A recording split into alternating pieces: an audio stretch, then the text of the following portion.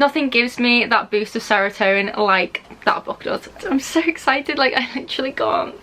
I've never felt this angry and this much hatred towards characters before. I genuinely almost cried, like my eyes are watering now. I just love him so much. Blech.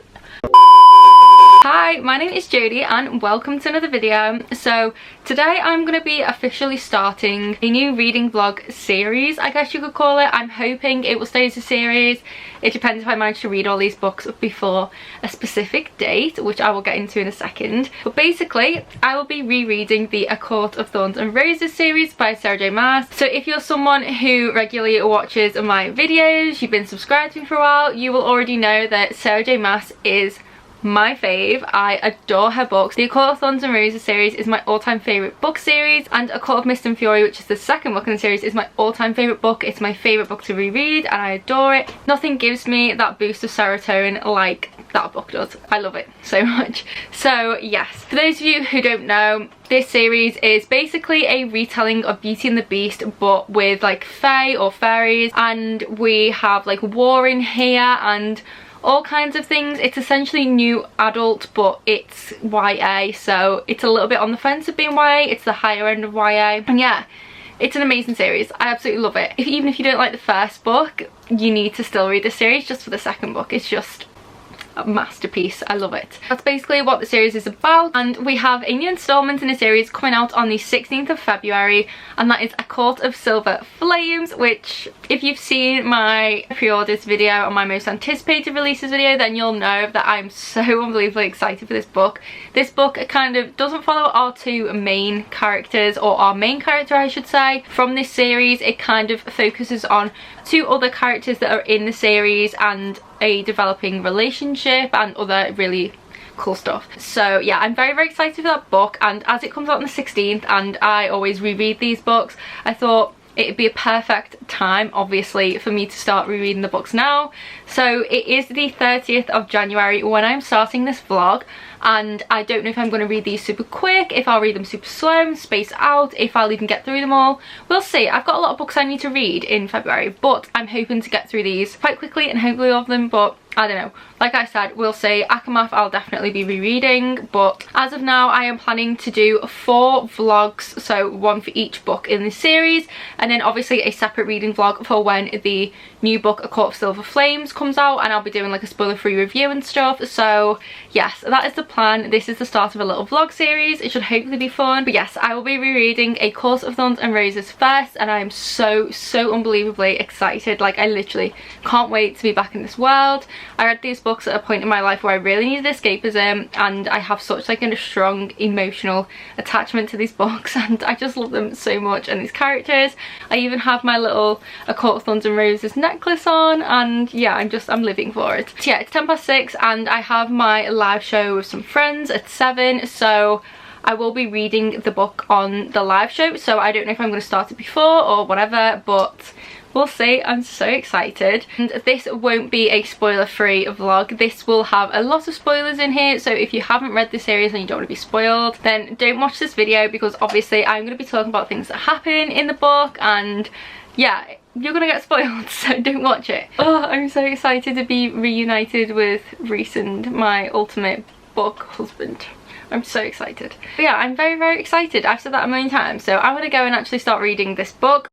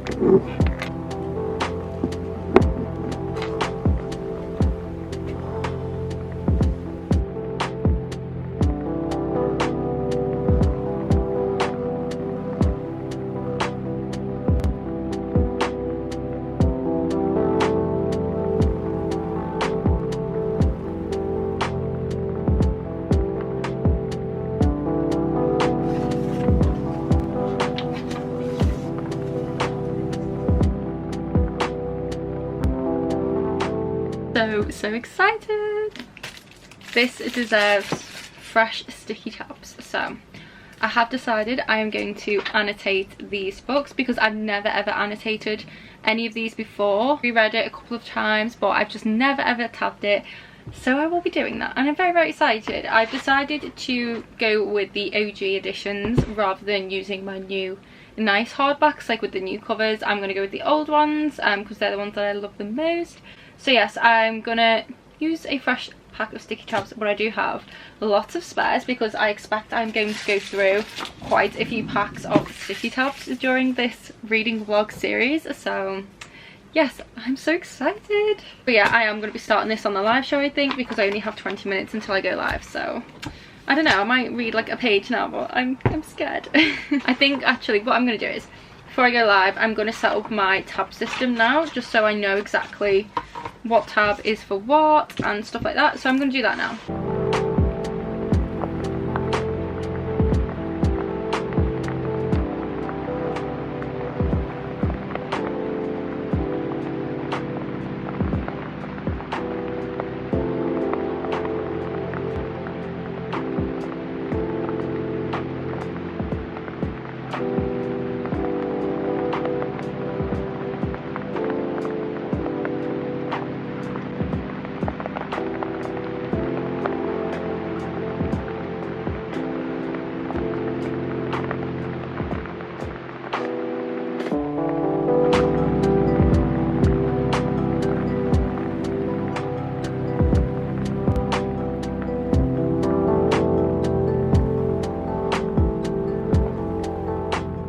Okay, so the last time I spoke to you guys I was starting my reread and I literally only read like 5 pages, so yeah, not a great start. But I have been reading this today. I am actually doing a 24-hour reading vlog as I'm filming this clip, and I properly started this and I am now only, well, I'm only on page 37, but I am annotating and tabbing this a lot as you can see, so it is slowing down my reading progress. But I am obviously loving this, but I am so angry this time around. So I've reread this a couple of times and I've never felt this angry and this much hatred towards characters before, and it's just strange. Like, I'm only on chapter 4, but I just cannot stand Feyre's family. I just think I'm really noticing like the effect on Feyre this time around. Maybe it's because I'm annotating it and I'm looking into it a bit more, but I kind of hate them. Like, even Elaine, like, no one is that ignorant to the point where they just don't even think of like the dangers the sister's in, and like running after Nesta all the time when Feyre's literally risking her life to feed you. Really winding me up this time, and it didn't as much previously, like when I previously read this. But this time around I'm just feeling so much anger towards her family, and like it's just really sad. Like, there's this one page that just made my blood boil where she come back with like the pelt of the wolf and the deer and stuff, and like Nesta's like, take those disgusting clothes off and everything, which, you know, that's Nesta's personality. But then like Feyre's just literally risked her life for them, got them food because they're all too lazy and selfish to do anything, and then she's like, oh my god, you've not even chopped the logs for the fire, like, you know, the least you could do. And then Nesta's like, I will do no such thing. Excuse me? Like, it never wound me up this much before, but this time I'm just, there's a difference between having like a morally grey and kind of like I hate everyone personality, and then just being like a total, and she's just being like, I just, oh. And then another thing I noticed as well was when Faye was talking about like the paintings she's done. So for Elaine, she did like little like violets and roses that kind of describes like Elaine and her personality, like nice and flowery. And then for Nesta, she did like crackling flames. And now I'm thinking, because Elaine, she loves growing stuff and she loves her garden and all that stuff and her flowers. And then I always assumed like crackling flames was just kind of saying like about Nesta's personality. But now that A Court of Silver Flames is Nesta and Cassian's story, is this foreshadowing something to do with Nesta? Because the art that Feyre did for herself was the night sky with stars, which obviously is kind of foreshadowing the Night Court and obviously what happens with Akamath. So is crackling flames and a court of silver flames are trying to foreshadow something else that's going to happen in that book? Or am I reading into this too much? My genius is, it's almost frightening. Because in my brain I'm thinking like this is foreshadowing something to do with Nesta. I don't know, I'm intrigued. There's like another line as well where Nesta says to Feyre, "You're just a half-wild beast with the nerve to bark orders at all hours of the day and night. Keep it up and someday Feyre, you'll have no one left to remember you or to care that you ever existed." And like now, having like seen that, and like Feyre talks about how like I flinched the first time she spat those words but they still burned anyway. Like I feel so bad for Feyre because it's kind of like not only obviously is she having to like look after her entire family and like no one's bothering their ass to do anything except for her. Like I genuinely do think she believes that she doesn't like deserve love and like that this is her biggest fear, and it just explains so much with like Tamlin. Like I don't know, to me it really does explain so much. But yeah, I mean, I'm just noticing things like that and like a bit more foreshadowing. Yeah, I'm really enjoying this reread because it's definitely making me notice a lot more. But at the moment I'm just up to the scene where Tamlin's just burst down the door and he's like, "Murderers!" And it just, yeah, ugh, it's making me angry because I hate him so much. But yes, we're up to that scene now where everything starts to happen. Yeah, I'm loving this. I'm just not loving Nesta, and if I'm angry just at 4 chapters in at just a family, God help me when I start getting to the really annoying stuff with Tamlin. So yeah, I'm not looking forward to reading that part. This is the thing with this book, although I love it and I love this world, I also have a bit of a distaste for this book because like I don't eat up the romance in it, because obviously with ACOTAR, like you know what I mean. So yeah, that is my very long reading update anyway. 36 pages in and I have a lot to say. Yeah, I am definitely enjoying this reread. It's really fun, and yeah, I will probably update you guys very soon.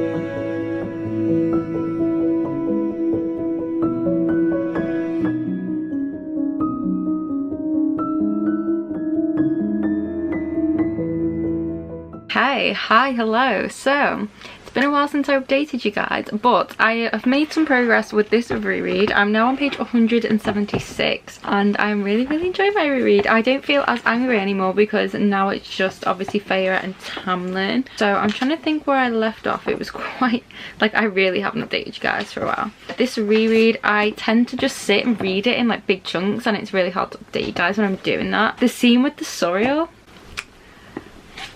love it. I really don't remember where I was last time I updated you guys, which is really annoying. Basically now we have Feyre who's like living with Tamlin in the spring court, and at first she like absolutely like hates him, hates everything, and now she's starting to kind of see like the nicer side of Tamlin. And I really do think this is down to the fact that she just so desperately wants to be loved and cared for, because she hasn't really had that from her family. But yeah, I really do think that's why she's falling for Tamlin like the way she does in this book. And like I think a lot of it, there's like sneaky world building in here that I didn't really notice before, and we obviously have this like playful relationship developing with Rhysand and Feyre as well, which I really like. But I'm just trying to think of stuff that I wanted to talk about, because yeah, I've kind of messed this up a bit by not like talking to you guys as I'm reading stuff. But basically, like, we found out as well there's like the blight, as Tamlin likes to call it, and I just feel like Feyre's a bit naive. Like, I don't know, like, I literally forgot on page 107 we literally get told about Tamlin having a half stone, and I think when I read that the first time I just thought it was metaphorical. I never realised like that it was actually like literal. I'm just trying to find the scene with the Sorial. I'm sorry that I've not updated you guys with so much of this stuff. I just got carried away reading this.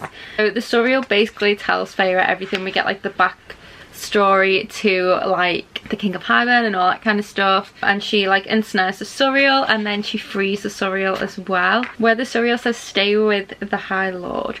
But when the Sorial was saying that, was he actually meaning Tamlin, or did he kind of know everything that happens in ACOMAF? Like, did he somehow know and he doesn't mean Tamlin? Like, that's what I'm thinking. So right, this really made me laugh, because I forgot that Feyre has a bit of a sense of humour. I totally forgot that about her. But there's a bit where like Tamlin's like saying about her catching the Sorial, and like he says, you actually snared the Sorial, a human girl, and Feyre says, is it supposed to be hard? And it just reminded me of Elle Woods from Legally Blonde when she's talking about Harvard and she's like, what, like it's hard? And it just made me laugh so much. And yeah, I don't think that was intentional by Sarah J Maas, but it still made me laugh.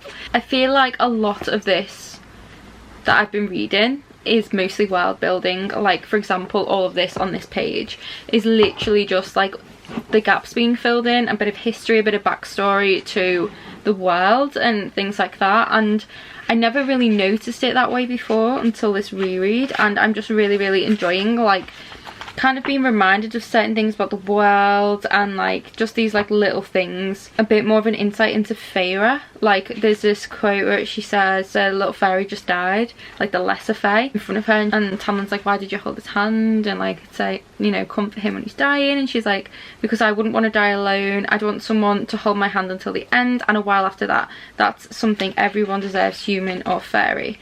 And I just feel like that really does say a lot like about Feyre and how she feels, and like I feel like she really does feel so alone in the world, and like no one cares for her, including her own family. And again, like I've said, I really do think this is the only reason she actually falls for Tamlin. Like, I don't ever think there's any real chemistry between them at all. I think it's purely like she kind of falls into the trap of it, if that makes sense. I don't know, like, I don't know. Yeah, I don't really have a lot to update you guys on. Like, I know I've read a big chunk of the book now and not really explained stuff to you, but like it's mostly just world building stuff that I'm noticing. Like, we've had a few important things happen with like the Sorial, and then like all of a sudden her and Tamlin are now getting a bit nicey towards each other. And to be honest, like, I get it. It was like after the hand scene, like where Tamlin had his hand cut or something, and then like a couple of other things. But I don't know, I don't feel like, now that I'm rereading this, I feel like that wasn't, I don't know what the word is, I feel like it happened too quickly. Like, it just went from one to the other, and I've never noticed it like that before. I feel like that could have done with some more, like it could have been a bit more well paced into that. I mean, yeah, I honestly, most of my tabs are just like world building and facts. Like, I don't really have a lot to talk about. But yes, I'm on 176, and just literally every time the Night Court gets mentioned, I'm just like, my baby Rhysand. Like, I love this book so much and this world so much, but at the same time, every time I read this, I'm just like, hurry up and finish it and get to ACOMAF. Do you know what I mean? Like, because I know now that everything with this that happens in this book is just like not endgame, and I don't care for Tamlin or the romance in this book. I just want ACOMAF, and it's like, I don't know, I can't explain it. I'm so excited till we get to Under the Mountain, even though I know it's so traumatic. Like, I can't wait to get to that part to meet Rhysand, and like I just love him so much. But yeah, I also totally forgot about like Lucian's trauma and like what he went through. Like I totally forgot about him having to watch the love of his life die in front of him, and I hate his family so much. I can't wait to reread the rest of the books now just to see them suffer a bit, because I hate them so much. I absolutely hate them. But yeah, like I said, even though I have read a good chunk of this, I just don't really feel like there's much that I need to talk about or say with the reread. I'm not really surprised by any of this. Yeah, not a ton of reading updates, unfortunately. Like, I just don't have much to say, and I hope that you guys don't mind in this reread ACOTAR vlog the way I'm doing this, but I just don't feel like anything that I've read so far was really worthy of me saying anything. Like, I don't really feel like there's been any grand reveal. I just feel like we're being fed bits and pieces of world building. Like, that's how it's coming across to me. Yeah, I just don't care for this romance, obviously. But it's still kind of nice to read. Like, I'm enjoying seeing more to Feyre and like seeing her grow and her opinions change and her learn new things.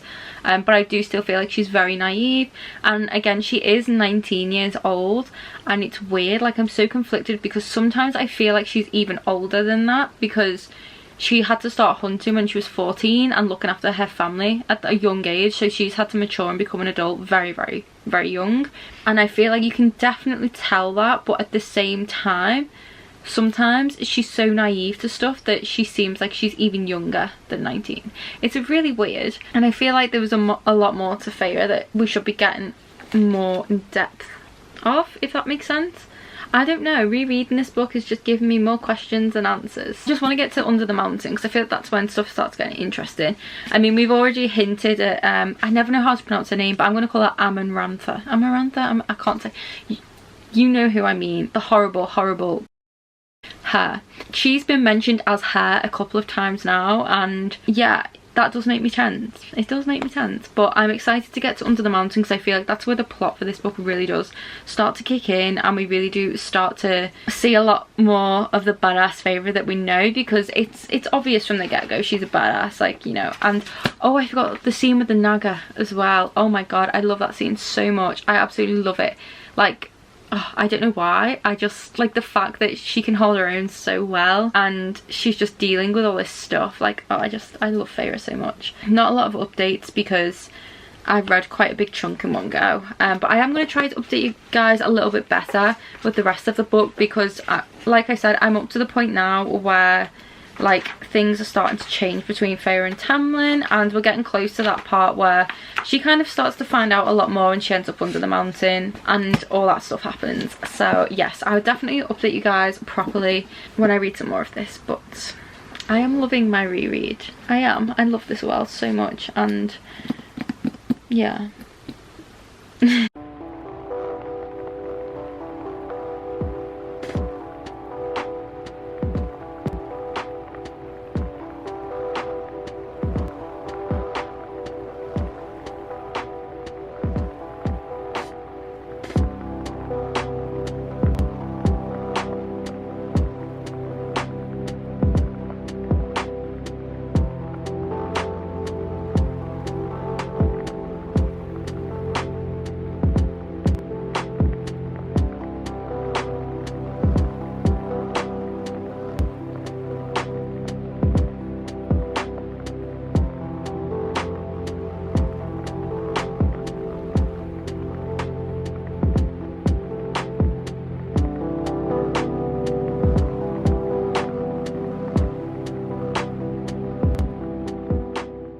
Okay, so I'm up to, well, I just finished the end of chapter 20, and I totally forgot the end of chapter 20 was where we meet Rhysand for the first time, and I genuinely almost cried. Like, my eyes are watering now. This is how much I love this man. And I just want to say, like, I love how Sarah J Maas's way of introducing us to Rhysand is to say, standing before me was the most beautiful man I'd ever seen. Like, I just love him so much. Oh, it was just, it's making me emotional. Like, it really is making me emotional.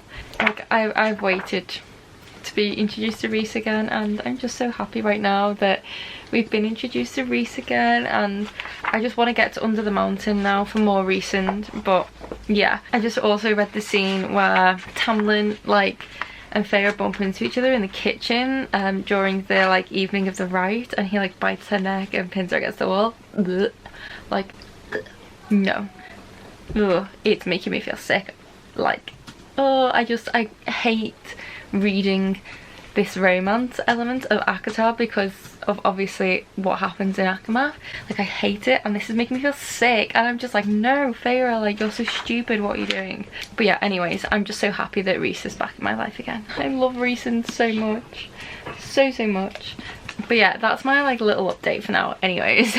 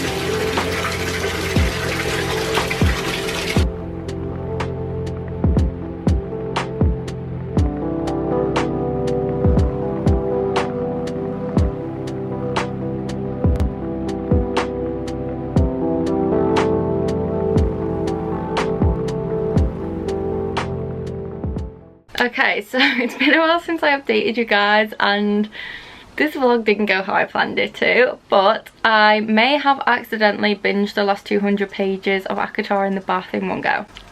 Yeah, I'm really sorry. So I have a lot of updates for you guys. Yeah, this has just been such a wild ride. So she is all annotated and tabs. Look at the amount of sticky tabs in this book. Like, am I okay? No, I am not. Like, look how many sticky tabs there are. I feel like crying because I got to relive that last little bit with Rhysand, and whenever I reread this, and obviously like for anyone who has read all the books before, this bit just always gets me every single time, and I literally squealed and almost launched my book. Well, I almost dropped my book in the bath because I just, oh, I love it so much. So I'm just going to talk about this bit first, even though it's at the end of the book, but I'm talking about page 415. If you know, you know. So we have the bit where Rhysand comes to say goodbye to Feyre under the mountain. She's with Tamlin now, and he comes and he's like chatting to her and stuff like that, and he's like just talking to her, and then he says at one point, everything I love always had a tendency to be taken from me. I tell very few about the wings or the flying. That just broke my heart. But two, that kind of, him saying that now makes me realise why he doesn't immediately try to like get Feyre. Like, I know he has to deal with her, but like that kind of makes sense why he's so like, he wants to leave her be with Tamlin, like because he thinks that's making her happy, and that he's too scared to have her like taken away from him if he like gets her. I'm just saying that for like Aftermath. I think that explains some things to do with Rhysand. Yeah, the bit I was talking about anyways was when him and Feyre are talking, and he says, well, goodbye for now. He bowed at the waist, his wings vanishing entirely and begun to fade into the near shadow when he went rigid. It's just getting me already. His eyes looked on mine, wide and wild, and his nostrils flared. Shock, pure shock, flared across his features at whatever he saw in my face, and he stumbled back a step. Actually stumbled. What is, I began. He disappeared, simply disappeared, not a shadow in sight, into Thinker's Fair. Oh my god, too many emotions. So obviously I'm sure most of you watching will be aware of the fact that this is referring to the mating bond snapping in place for Rhysand. And the first time I read this, obviously I did not know that, because I was like, what the hell? Like, 'cause I didn't know what that was. But obviously now that I've read the books, like, I know that's what it is, and this just really gets to me now, because that's Rhysand. Like, he's just like, he knows now, like, he knows. He literally knows now, though, that Feyre is the one for him, and, like, he's totally shocked and bewildered, and obviously just vanishes, and Feyre has no idea. And I just, oh, I love this. Sarah J Maas is just so clever. Like the way she puts that in here, and if you're first time reading this, you have no idea, like no idea. So that now when you come back to reread it, it just really hits you hard and you're like, oh my god. And Sarah J Maas is just so clever. Like the way she will write certain things in here as well, tiny little things that later come into the plot, and like little details, and she kind of tells literally like the most important things and we have no idea. Like for example, Tamlin's heart being made of stone, like how important that was in the third trial, and like we're told that like twice, and reading it, like unless you've read this book before, you would have no idea the significance of that. So I love how clever she is at making really insignificant details later become very, very significant. And she is just, I think she's such an amazing writer. She is so clever. This book is just so good, and I just forgot how tense and how amazing the Under the Mountain stuff is. Like that is my favourite part of this book, is Under the Mountain, because Rhysand is there and I just love Rhysand so much. My only thing I don't like about rereading this book is because I have to read Tamlin and Feyre together and I just don't care for it. But I love my baby Rhysand. So I do feel like as well, like a good chunk of like page, I'd say from about 260 to about 300, there's a lot of world building. We're getting told, and like a lot of like backstory. So we get told like Amarantha's backstory and like all that stuff and like what happened. And to be honest, like I can totally see now why she is the villain that she is. Like if that happened to my sister, like I would lose my too. I'm not justifying her horrible actions, especially what she does to Rhysand, but I get how she became a villain. Like she was already a person beforehand, don't get me wrong, like we know that, like she was slaughtering human beings and had slaves, but you can see why she got so funny with like the whole Tamlin thing and humans in general. Like you can really see why she hates humans, and that did like make me kind of almost sympathize with her in a way, which I kind of hate, but Sarah J Maas has a way of making you do that with characters. Yeah, I just love this. I love the trials. I love how like quick thinking Feyre is, and also I just love the way Rhysand helped her out like from the get-go. Like Rhysand was always there for her more than Tamlin ever was, in my opinion. Like those few small comforts he gave to Feyre, even though he was being a bit of like a dick when he was doing it, I feel like had more of an impact on her than anything Tamlin said or did to her throughout the rest of the book. I don't know, like I can't explain it, but I just love it. And I remember one part Feyre talks about how like she can't like give anyone else the way she gives to Rhysand, and I love that. I love that so much. And like the way that Rhysand was the one who was screaming for Feyre, like Tamlin's just like, I don't know, like he loves Feyre, but it's just like I feel like he kind of talked himself into falling for Feyre because she was his last hope. I don't ever feel like it was real for either of them. And like the way Rhysand reacts, like even though he's trying to do stuff for his own gain, like he wants Feyre to succeed so that he can be rid of Amarantha, it's obviously more like his reaction and the way he's like screaming her name and like trying to get to her. I just broke my heart into a million pieces. And I'm talking about this all jumbled, but like I said, I binged 200 pages, so the updates are all mixed up. I am sorry, but basically like I love the bit as well where he's like, I've been thinking of ways to torment you when you come to my court. I'm wondering, will assign you to learn to read be as painful as it looked today? And this is after the second trial where she couldn't read and Rhysand had to tell her like the answer. Just so funny, like I love it. And I love how this chapter ends with, it took me a long while to realise that Rhysand, whether he knew it or not, had effectively kept me from shattering completely.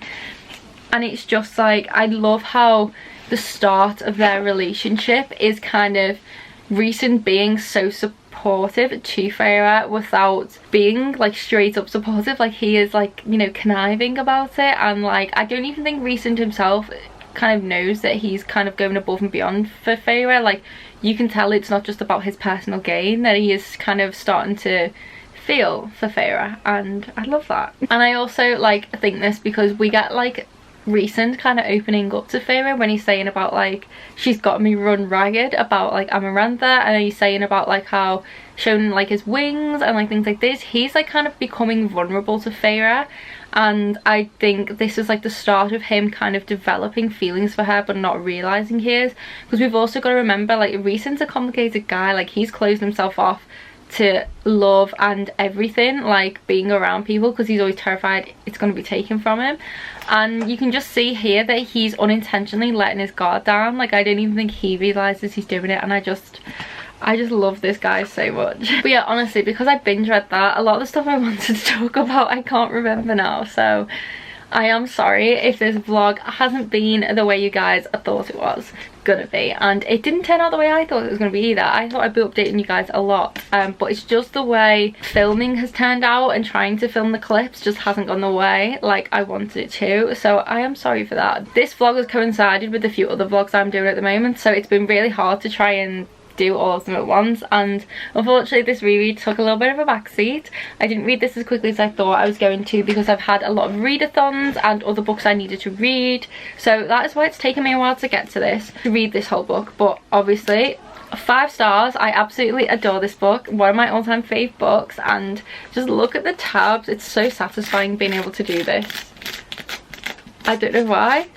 Does anyone else just love that? But yes, I adored my reread. It was so fun, and I just love seeing all like the foreshadowing and like the setup for book 2. Like, I'm literally like, I love it, and I'm just so excited to read ACOTAR. Like, the whole time I was reading this, especially the Under the Mountain stuff and towards the end of the book, I was just thinking I can't wait to finish this and read ACOTAR like the whole time. And I know that's because I know what happens in ACOTAR, but literally, like, Sarah J Maas is such a clever writer, and you can just see throughout this book she's setting up little tiny things for the plots in the later books, and I just love that so much. I love Feyre. I love how we see her kind of character change as well. Like, I love her growth in this book, and like how she is trying to piece herself back together, but I also can like still see her grief towards the end of the book. And obviously now you can tell that she's like gone to a really dark place to begin with, and Tamlin is not picking up on that whatsoever. So yeah, I really can't wait to read ACOTAR now. I'm so excited. But yeah, I'm not going to talk about all the 200 pages I just read, because like I said, too much in one chunk for me to do. But yes, I hope you guys did still enjoy this reading vlog. I promise that the ACOTAR reading vlog is going to be a lot better and probably a lot more fun, because that is my all-time favourite book on this entire planet, and I cannot wait to reread it and talk about it and just see Rhysand and Feyre together. And I'm just, oh, I'm so excited. Like, I love it so much. I am going to try and start it tonight actually, which I'm really excited about. It is currently the 10th of February when I'm finishing this, because I started this at the very end of January, so this has gone on a lot longer than I thought to. I have 3 books to get through before the 16th, before Court of Silver Flames comes out, so hopefully I can do that. But yes, I'm very excited to move on to ACOTAR. I hope you guys enjoyed watching my reread of ACOTAR in this reading vlog. Like I said, the next one will be a lot better and a lot more exciting, but I freaking love this book. If you for some reason decided to watch this vlog and listen to all the spoilers, even though you've not read these books, please go and pick them up. Even if you didn't enjoy the first book, please give it a go. Get to the second book, because ACOTAR is where it's at.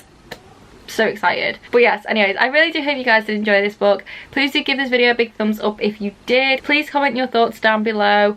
Let me know if you love this book. If you do, why do you love it? If you don't, why do you dislike it? Let me know what you think about this book, and let's just talk about stuff in the comments. I'm very excited for the rest of these reading vlogs. I hope you guys enjoy them. I will have this book linked in the description box down below, in case there is anyone who's decided for some reason to watch this spoiler filled vlog and wants to go and check the book out in more detail. All of my social media will be linked in the description box as well, so you can find my Twitter, my Bookstagram and my Goodreads, along with my Amazon wishlist. There's some invaluable resources linked down below as well. And yeah, I hope you guys are all safe and well. I hope you enjoyed this vlog, and I'll see you in the next video. Bye!